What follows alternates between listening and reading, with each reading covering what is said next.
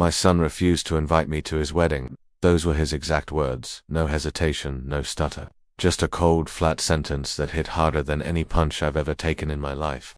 My name is Alan. I'm 61 years old, and this is the story of how I went from being banned from my own son's wedding to having the groom's father ask for me by name.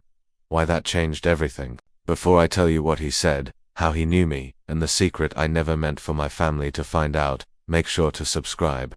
This isn't just a story about a wedding, it's about what happens when the past you thought was buried shows up in a tuxedo. My son, Liam, and I haven't had an easy relationship. His mother and I divorced when he was 10. I won't pretend I handled it well. I threw myself into work, into overtime shifts, into anything that wasn't the sound of a child crying behind a bedroom door. His mother got custody.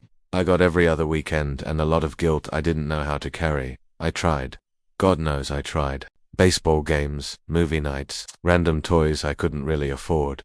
I thought showing up with things equaled love. But kids don't keep score that way. They remember time, attention, presence, and I wasn't there enough. By the time Liam was in high school, I was more like the visiting relative than a father. He stopped calling me Dad so often and started calling me Alan when he was angry.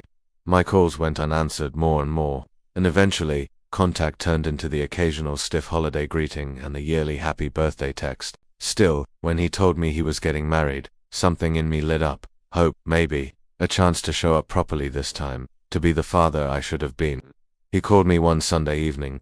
I can still picture the light from the TV flickering on my empty living room walls as his voice came through the phone. Dad, he said, I'm getting married. I stood up without realizing you're Liam. That's amazing. To who, when, where? He laughed. A little awkward. His name is Noah. We've been together 3 years. We're getting married this fall. I didn't care about the details at first. All I felt was relief that he trusted me enough to share it. I'm proud of you, I said honestly. Really, I'd love to meet him. And of course, I'll be at the wedding. Silence. A long one, Dad. He finally said. About that, my stomach dropped. About what? He exhaled, and I could almost hear him bracing himself. I don't want you there. My mouth went dry.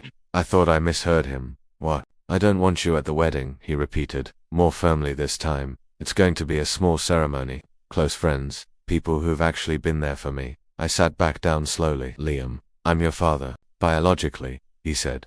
But you weren't there, Dad. You missed everything. Concerts, games, graduations.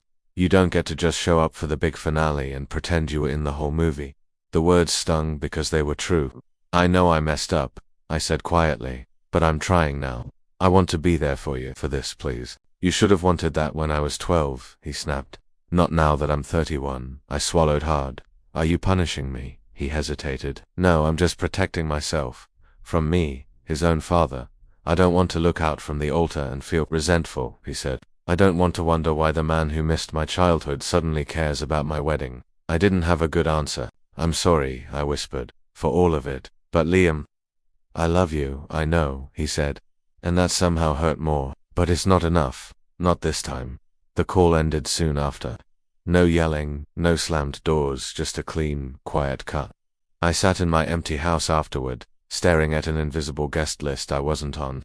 31 years of being his father, and I wasn't invited to see him get married. Days turned into weeks. I tried to respect his decision as much as it burned. I didn't call again. I didn't beg. I just existed. Worked my job at the hardware store, came home, reheated leftovers, went to bed. Then, about a month later, everything changed with one unexpected phone call. It wasn't from Liam. It was from an unknown number. Hello, I answered, expecting some spam about car warranties. Is this Alan Rivers?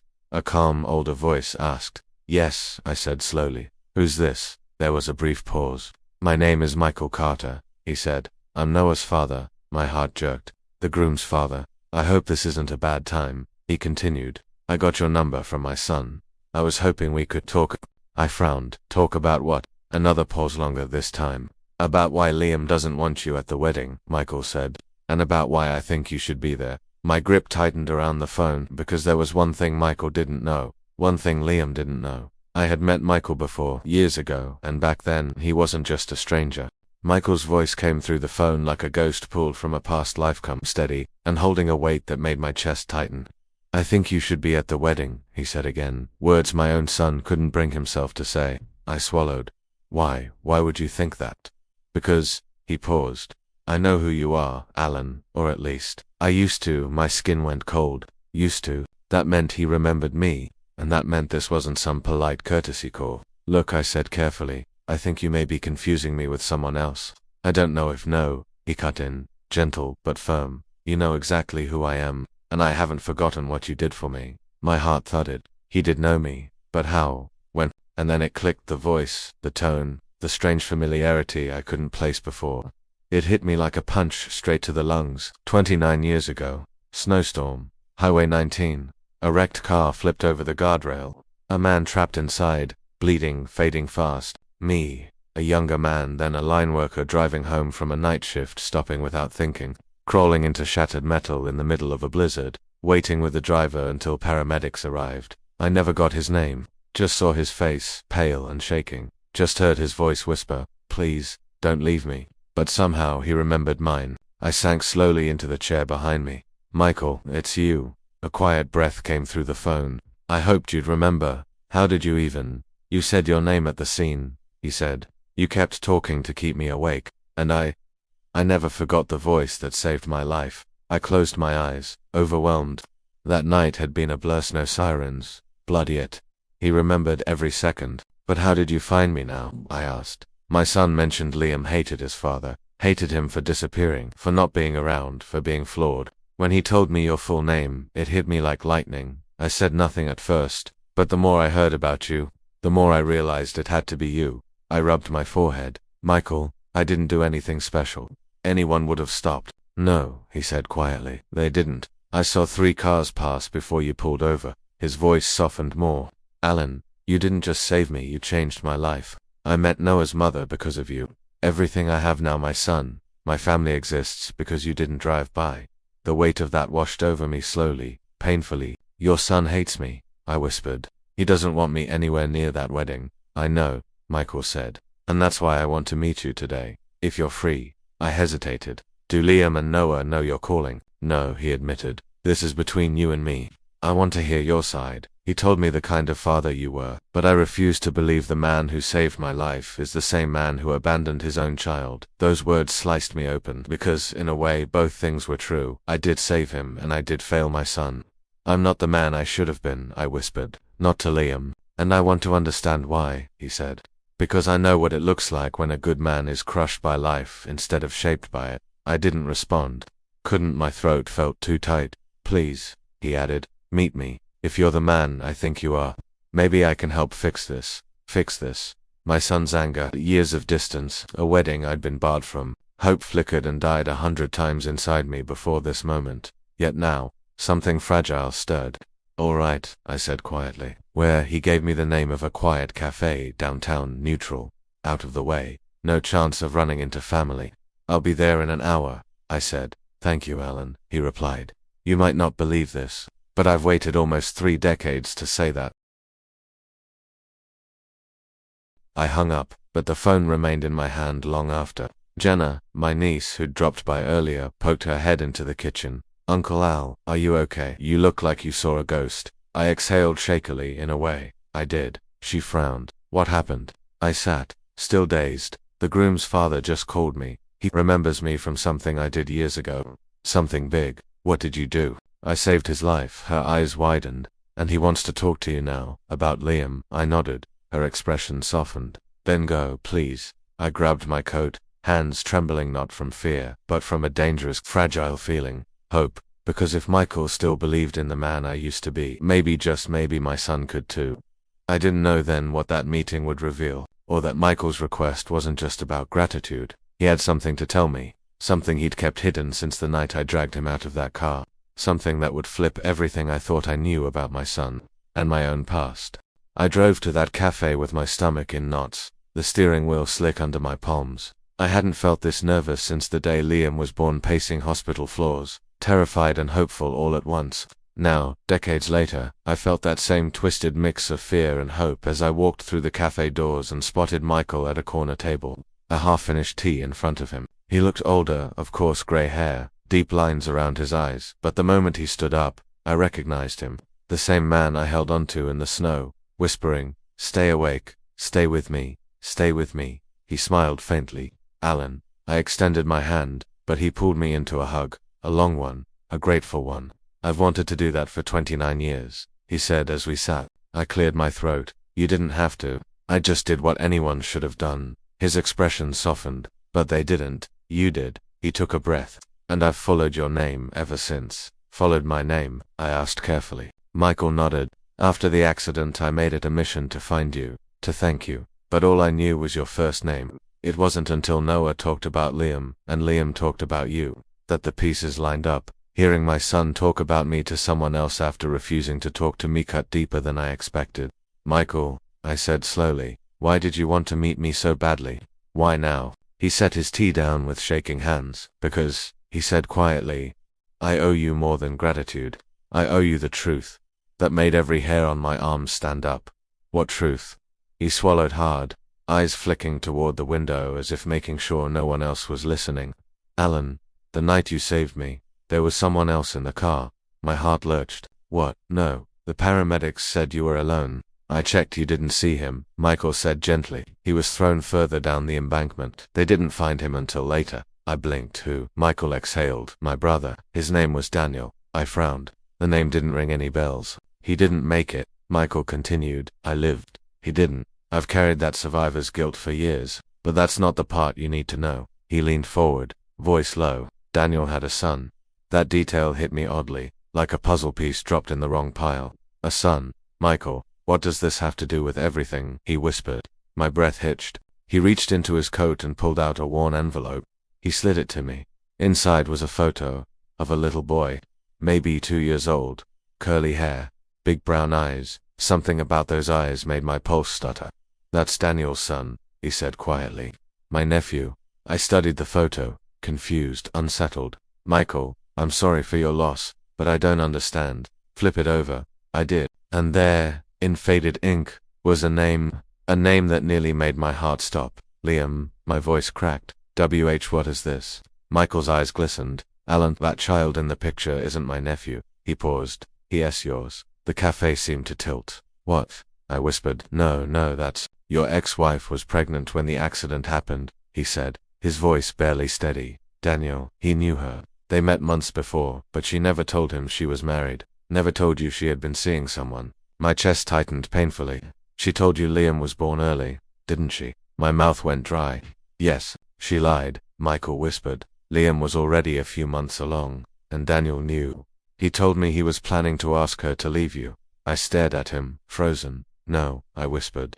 No, Liam is my Alan. I'm not blaming you. You raised him as your own, you loved him, but she hid a truth she shouldn't have. He swallowed, and when Daniel died, that truth died with him. I felt sick. My ex-wife, Daniel, the hospital timeline that never made sense. Liam's features that never fully matched mine. Pieces snapped together with horrifying clarity. You're telling me Liam isn't biologically mine. I'm telling you, Michael said gently, that he's more mine than he is yours. My hands shook uncontrollably. And Noah, I asked hoarsely. Noah knows I lost my brother, Michael said, but he doesn't know Liam is Daniel's son. I never told him. I never told anyone. I curled my hands into fists. Why tell me now? He met my eyes. Because Liam is angry at the wrong man, he said softly. He thinks you abandoned him. That you left him behind. His voice broke. But you saved his real father. You tried. You fought for him in a snowstorm. And you've been fighting for Liam his whole life, even when you didn't know the truth. Tears burned behind my eyes. I wanted you at the wedding, Michael said, voice trembling, because Liam deserves the man who raised him, the man who tried, the man who saved his uncle. I couldn't speak, couldn't breathe, could barely think. But I understood one thing clearly. Liam didn't push me away because he hated me. He pushed me away because he thought I failed him, and the truth. I had never even been given the chance to succeed. Alan, Michael said softly, Liam needs you at that wedding. He reached across the table and placed his hand on mine. And you need to hear what I'm going to tell you next. My heart pounded, because clearly, this wasn't the end of the secret. It was only the beginning.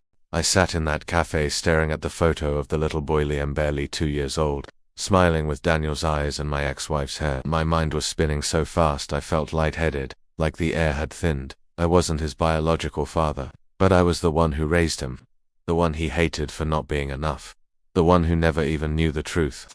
Michael watched the storm brewing behind my eyes. Alan, he said quietly, there's more. I swallowed hard. How much more? He slid another folded document toward, meckrancled with age, edges worn from being tucked away for nearly 3 decades. My fingers trembled as I opened it. It was a letter, handwritten, not from Michael, not from Daniel, but from my ex-wife. It was dated a month before she left me. My heart stuttered. Where did you get this? I whispered. It was among Daniel's things, Michael said. I didn't find it until years after the accident. I debated giving it to you, but the timing never felt right.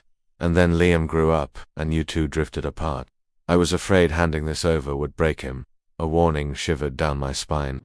I looked at the first line. Alan deserves the truth, but I don't know how to tell him. My throat tightened. I kept reading. I made a terrible mistake. I never meant for it to go this far. Daniel thinks I'm going to leave my marriage, but I'm not. Liam will grow up thinking Alan is his father, because Alan is the better man. He will love our son more than Daniel ever could. My breath hitched. Daniel wasn't trying to break up my marriage. He thought she was going to leave me. She promised him something she never intended to follow through on. Worse, she promised both of us something different. Michael spoke softly. My brother thought Liam would be raised by you both, but she cut him off after the accident. She never told him she stayed with you. She never told you she'd been planning to leave. My hand shook around the letter. All these years, all this distance between Liam and me, all those moments he looked at me and saw disappointment.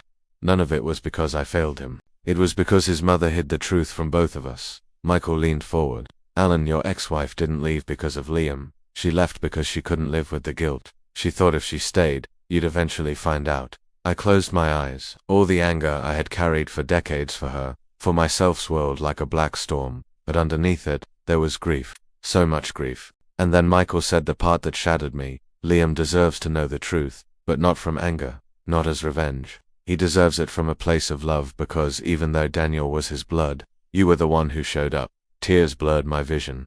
Michael, why now? Why not let Liam keep hating me? Why risk all of this?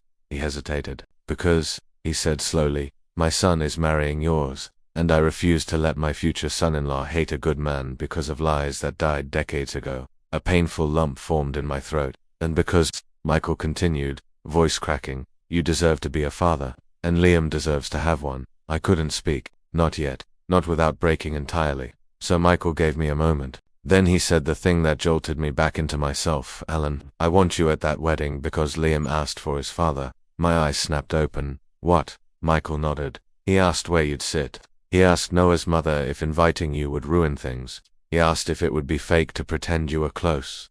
My heart slammed painfully. He's hurting, Michael whispered. He thinks you didn't want him. He thinks you drifted away. He thinks you chose distance. No, I said firmly. I didn't. I know, Michael said. And deep down, Liam does too. But he's been living with a lie for so long that it feels like the truth. I pressed my palms to my eyes, fighting tears. Michael reached across the table again. You need to decide whether you want to tell him. But one thing is certain, if you don't show up at that wedding, he'll think it's proof that you never cared. I swallowed hard. God, Michael, I can't just show up. He told me not to. You're not going alone, he said. You'll come with me. I stared at him. What? I'll walk you in, he said gently. I'll tell them publicly that I asked for you, that I wanted you there. That will cause a scene, I whispered. He smiled sadly. Sometimes scenes are needed, Alan. I let out a shaky breath. Why are you doing all this for me? I asked. His answer was simple. Because you saved my life once. He paused. And now I'm trying to save yours. As we stood to leave the cafe, Michael placed a hand on my shoulder. Be ready, he said quietly. The truth is heavy, but it's going to set you both free. I nodded, but little did I know. The wedding wouldn't be the place where everything healed. It would be the place where everything exploded. The morning of the wedding hit me like cold water. I stood in front of my mirror adjusting a tie I hadn't worn in years, hands trembling, stomach churning. I felt like an intruder getting ready to walk into a life that didn't belong to me. A father who wasn't really a father. A man who carried 30 years of guilt. And now 30 years of truth he'd never asked for. At 11 a.m., Michael's car pulled up in front of my house. He stepped out in a dark suit, looking too calm for a man who was about to drop a truth bomb on 2 families. You ready? He asked gently. No, I admitted. But I'm going. We drove in silence. The wedding venue was on the edge of a lake, decorated with white flowers and ribbons fluttering in the breeze. Guests were already filling seats, chatter blending with soft music. My palms were sweating through my suit jacket. Michael touched my arm. Remember, you're not crashing anything. I asked for you. I nodded, but my feet still felt like they weighed 100 pounds as we approached the entrance. Just before we walked through the doors, Michael stopped me. One more thing, he said quietly. I didn't want to overwhelm you earlier, but Noah knows. Knows what? I whispered. He knows Liam isn't biologically yours. I told him last year. My stomach dropped. Does Liam know? Michael shook his head. No. Noah thought it wasn't his place to say anything. He believed it would come out naturally someday. A cold wave rolled through me. At the wedding of all places. Michael, this could blow everything apart. He exhaled. Maybe, or maybe it will finally put things back together. Before I could respond, the doors opened and we stepped inside. At first, no one noticed me. Guests smiled politely at Michael as he led me through the aisle. My heart thundered in my chest as we reached the front where Liam stood with his groomsmen. He looked beautiful. He didn't see me at first, but Noah did. His eyes wide in surprise. Yes, but also something gentler, something almost relieved. He nudged Liam lightly and whispered something. Liam followed his gaze, and when his eyes landed on me, his entire face changed. Then anger flickered there, hot and immediate. He stepped forward quickly. He stopped himself. Alan, what are you doing here? The whisper wasn't quiet enough. Close guests turned, sensing tension. Michael stepped between us calmly. I asked him to come, he said, voice steady. I invited him. Liam's jaw clenched. Why would you do that? I told you I didn't want, because you deserve the truth, Michael said. Liam blinked. What truth? The music had stopped. The chatter died down. Every eye was on us now. I felt sweat gathering at my collar. Michael, maybe not here, no, Michael said gently but firmly. Now is the time. He turned to Liam and Noah, who were both pale. Liam, for years you've believed your father abandoned you, that he didn't choose you, that he didn't try. He took a breath. But that belief was built on lies your mother told to protect herself. My heart hammered. Liam's eyes widened slightly, his posture stiffening. What are you talking about? He whispered. Michael looked at me with permission in his eyes. Alan, he said softly, tell him. My throat tightened. I stepped forward, my voice shaking. Liam, your mother was already pregnant when we reconciled. You weren't early, you weren't sick, you were healthy, and I never knew. Liam stared at me, stunned. What I swallowed hard. Your biological father was a man named Daniel Carter, Michael's brother. Gasps rippled through the crowd. Liam's mouth opened, but no sound came out.